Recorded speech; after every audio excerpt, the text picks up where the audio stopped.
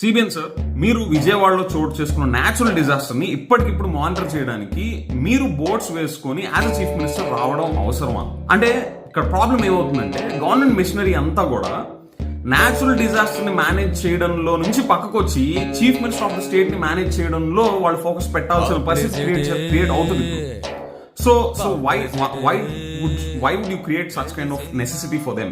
ముఖ్యమంత్రిగా నేను వచ్చి ఆ జరిగే పనిని చెడగొట్టి అధికారులందరూ నా చుట్టూ తిప్పుకొని ఫోటోలకు మాత్రం పోజులిచ్చి టీవీలోను పేపర్లోను నేను రావాలి అని చెప్పి తాపత్రయపడే ముఖ్యమంత్రి ఈ రోజు లేడు. ఇంతకు ముందుటికి ఈ రోజుకి తేడా అది. ఈ రోజు మీ ముఖ్యమంత్రి ఎలా ఉన్నాడు అని అంటే, మీ బిడ్డ ఎలా ఉన్నాడు అని అంటే, మీ బిడ్డ ఇన్సిడెంట్ జరిగిన వెంటనే కలెక్టర్లకు ఆదేశాలు ఒకటే ఇస్తాడు. మీకు సఫిషియెంట్ టైం ఇస్తా ఉన్నా, మీకు వారం రోజులు టైం ఇస్తా ఉన్నాను.